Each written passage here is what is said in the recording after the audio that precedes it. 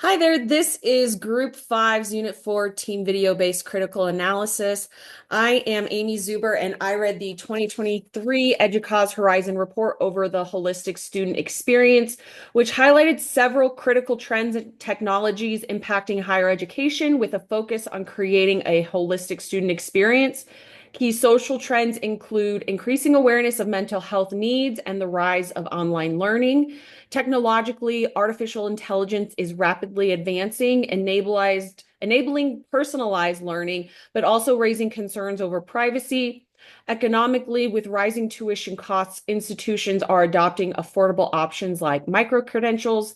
Environmentally, climate change issues are pushing colleges to adopt sustainability practices, and politically, polarization is influencing educational content. Top technologies shaping the future include AI, accessible tools, mental health supports, unified data systems, and data literacy initiatives. These technologies aim to improve learning, inclusivity, and support, but also require careful handling to ensure privacy and equity. Esther, what report did you read? So I looked at the 2021 Horizon reports on teaching and learning, and I looked at five different trends. The first were the social trends.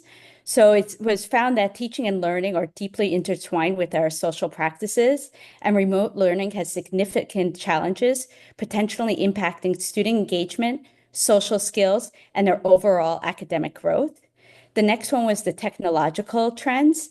Access to technology has varied widely, creating digital divide across schools. Many institutions also lack sufficient resources for professional development to equip educators with essential skills for effectively using digital tools in the classroom. The next one was economic trends that we saw that a lot of people dropped out of colleges during COVID time. And so we've seen the effects of during that time of the financial implications on the schools.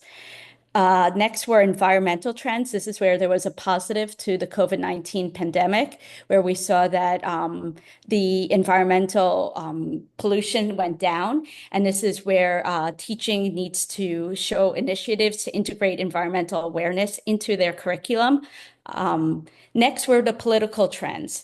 The political climate during COVID-19 was very high and it affected schools directly, whether we had mask mandates or lockdowns or whatever.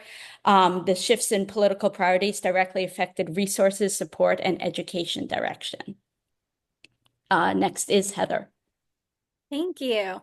So this week I read the 2022 EDUCAUSE Horizon Action Plan for Hybrid Learning. So this plan highlights goals for the future, actions, whether they're institutional, departmental, or cross-institutional, planning for the road ahead, and methodology. So two questions from the article that really stood out to me is, what will your life look like in 10 years? And what about your workplace? So this action plan is focused on a 10-year timescale that considers the advancements being made in education following the Horizon Report trends. So for goals, where are we learning? Are we a hybrid learning community, or are we still holding on to traditional programs? Programs supporting equitable access to education. We want to make sure everybody can learn no matter where they are. And then seat time. We don't have to sit in a classroom for a designated amount of hours anymore to get the same kind of education. For actions, we're seeing professional development becoming foundational to jobs, experiential learning opportunities, non-academic credit pipelines. So this would be our industry collaboration and micro credentials. We are a consumer-driven world, and it really impacts our higher learning institutions. We want real-world learning experiences and maybe not the traditional classroom experiences. For planning, real progress can only be made when individuals make things happen. And so this is so true depending on who you're getting the perspective from. If we want to see a change, we have to make a change.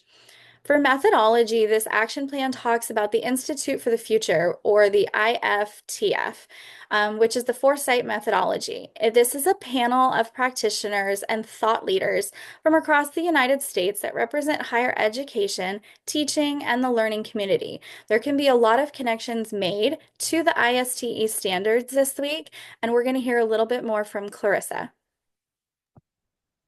Thank you, Heather. So, like Heather mentioned, I did also have the 2022 EDUCAUSE Horizon Action Plan, hybrid learning.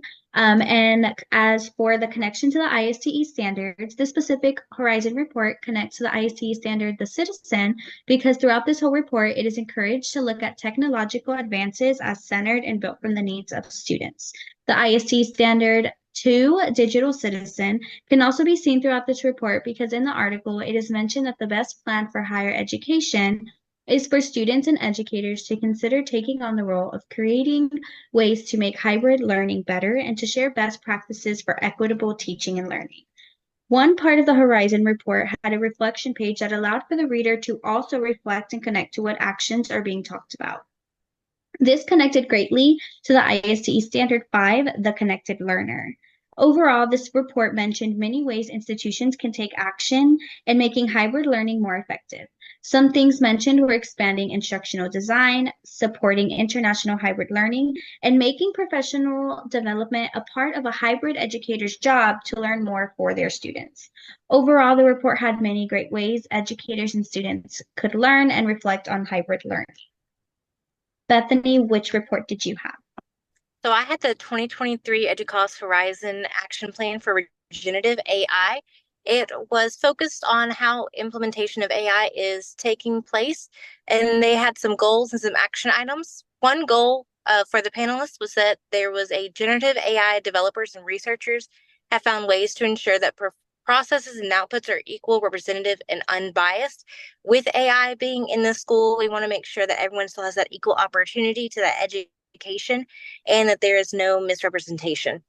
And as far as the action items, the panelists actually came up with 29 different action items that were divided into groups by individual units and departments on institutions, the multi-unit collaboration, so like the department collaboration on an institution, and then multi-institutional collaboration.